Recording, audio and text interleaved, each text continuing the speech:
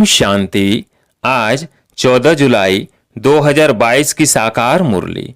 आज बाबा ने कहा, मीठे बच्चे, शव संग तोड़ मुझे एक बाप से योग लगाओ तो तुम मेरी पूरी में आ जाएंगे, अंतमति सोगति हो जाएगी।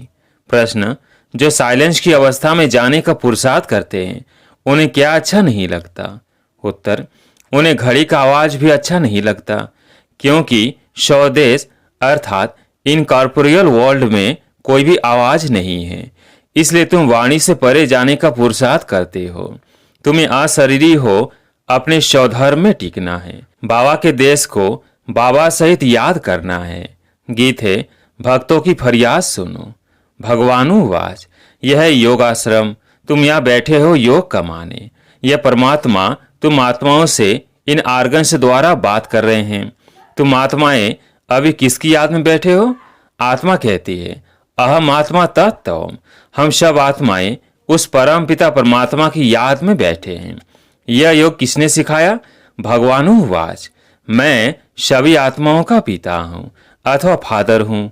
मैं इस शरीर द्वारा तुमको योग सिखलाने के लिए टीचर बना हूँ। यह तो सहज समझाते हैं। कहते हैं, जब जब अति धर्म ग्लानि होती है तब मैं आता हूँ। यह वही कल पहले वाले महावाक्य अति साधारण शरीर द्वारा रिपीट हो रहे हैं। कहते हैं, कल पहले भी यही महावाक्य उच्चारे थे जिसकी गीता बनी हुई है। तो जब धर्म ग्लानि होती है अथवा अनेक धर्म आए उपस्थित होते हैं और देवता धर्म का एकदम नाम निशान गुम हो जाता है, देवता धर्म वाले अपने को हिंदू कहलाने लग पड़ते हैं। भल पूजते देवताओं को है लेकिन कहलाते अपने को हिंदू है।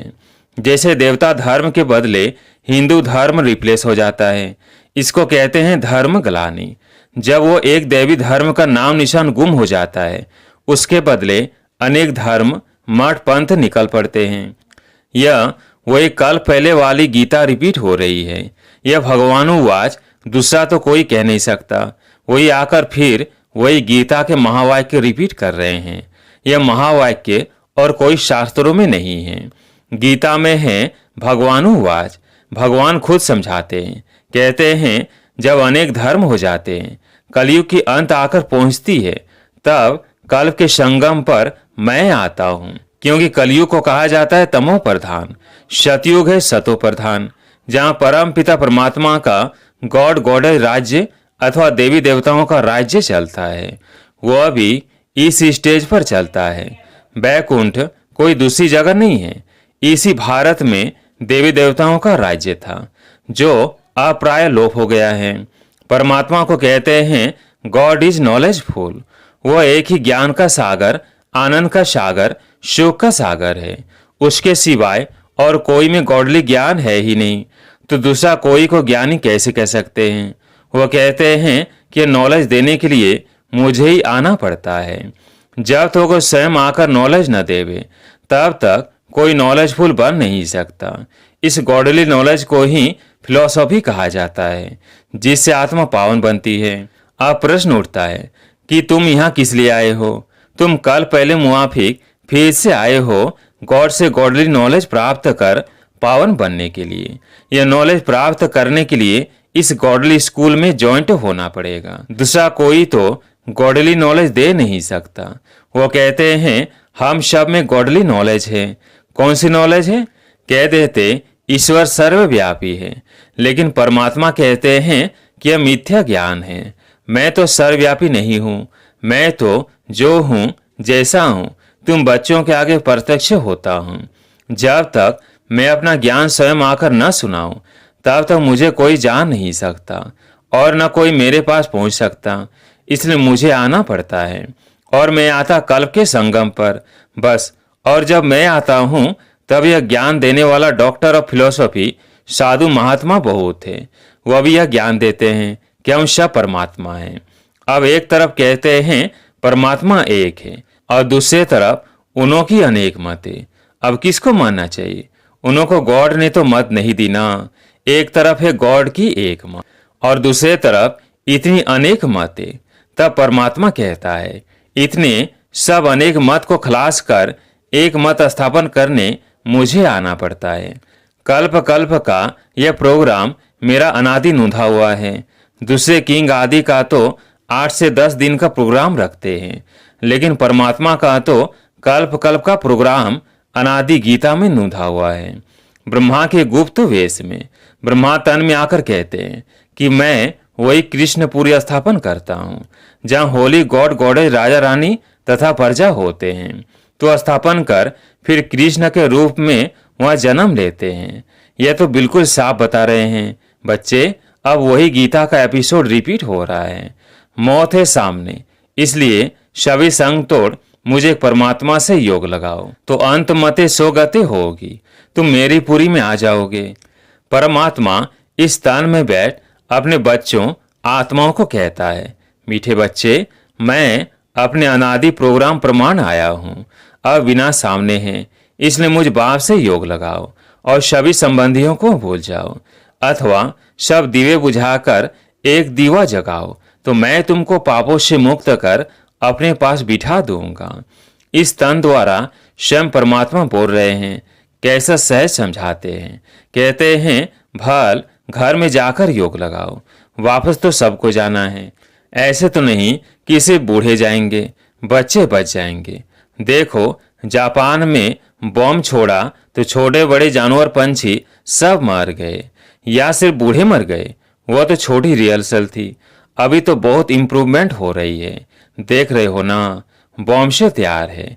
हिस्ट्री रिपीट अवश्य होगी, तो तुम मुझ परमात्मा को याद करो, दूसरा ना कोई। जैसे मीरा को एक गिरधर ही याद था और सब लोकलाज कुल की मर्यादा छोड़ दी, वैसे तुम मुझ परमात्मा को याद करो। दूसरे जो मामा चाचा याद पड़ते हैं उसका संन्यास करो। ये सब कलयुग के बंधन हैं। तुम मेरे से योग लगाने से ही मेरे से मिल सकते हो।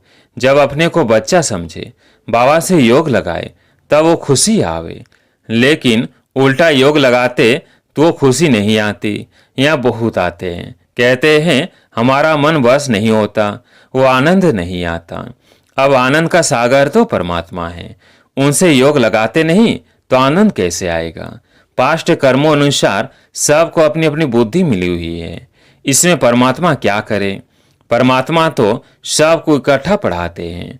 कोई तो यहीं पढ़कर फिर पढ़ाने लग पड़ते हैं, कोई तो पहली पोथी में ही मूझे हुए हैं। तो यह भी बुद्धि का चमत्कार है। क्लास में भी कोई पहला नंबर आते, कोई फेल होते हैं।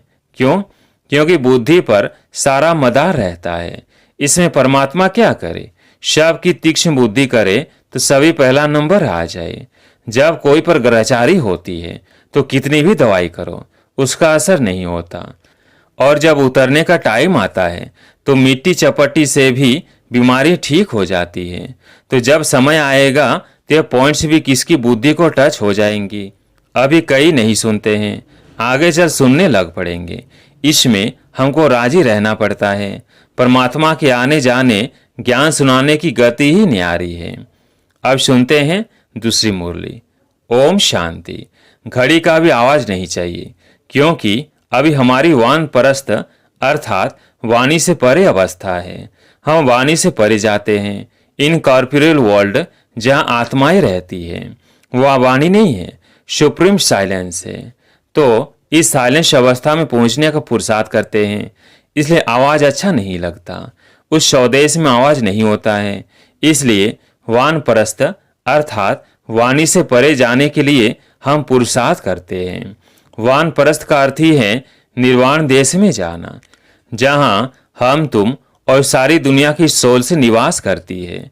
यह कॉर्पोरियल वर्ल्ड तो है पार्ट बजाने के लिए स्टेज, बाकी बिगर पार्ट वहाँ स्वीट साइलेंस होम में जाकर निवास करते हैं। यह साकार खेल चलता है। आकाश तत्व में और आत्माओं का देश है महत तत्व, और बहुत दूर देश है। तो जो साइलेंस देश से योग लगाए बैठते हैं उनको घड़ी का आवाज भी अच्छा नहीं लगता। इसको कहा जाता है अपने असली स्वधर्म में टिकना अथवा अशरीरी हो रहना, अर्थात अपने बाबा के देश को बाबा सहित याद करना, क्योंकि अपना बाबा है उस दूर देश का रहने वाला। वहां से आता है इस पराये देश में। पराये देश में क्यों आता है? अपनी बादशाही स्थापन करने, और गुप्त वेश में आता है।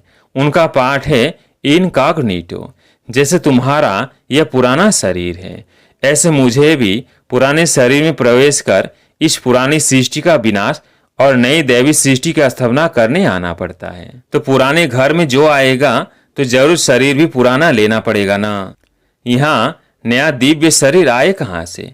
तो अभी है इनका पुराना तन, जिस तन से श्री कृष्ण की राजधानी स्थापन करते हैं।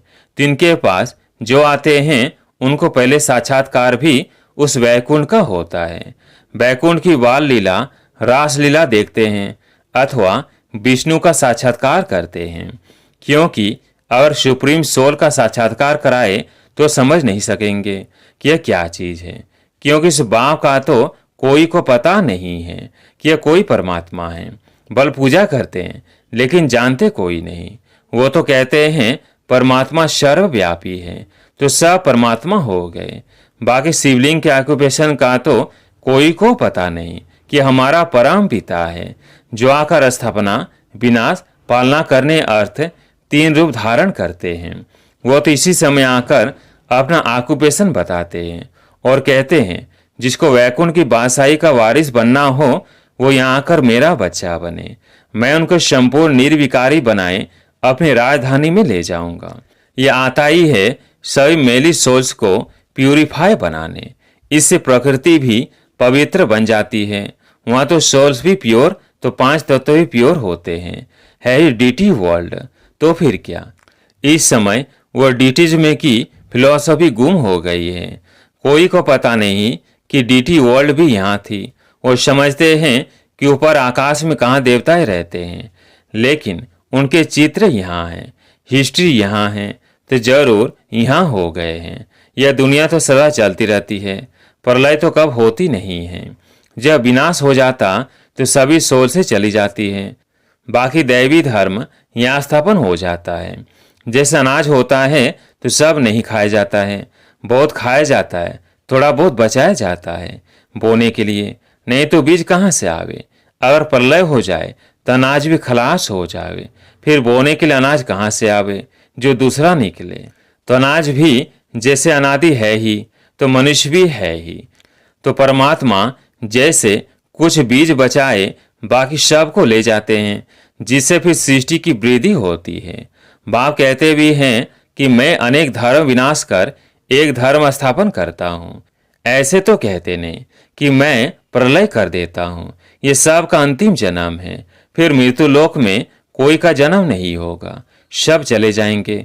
उसमें थोड़े बीज बच जाते हैं, जिससे धीरे धीरे बढ़कर त्रेता के अंत तक 33 करोड़ देवी देवताएं होते हैं।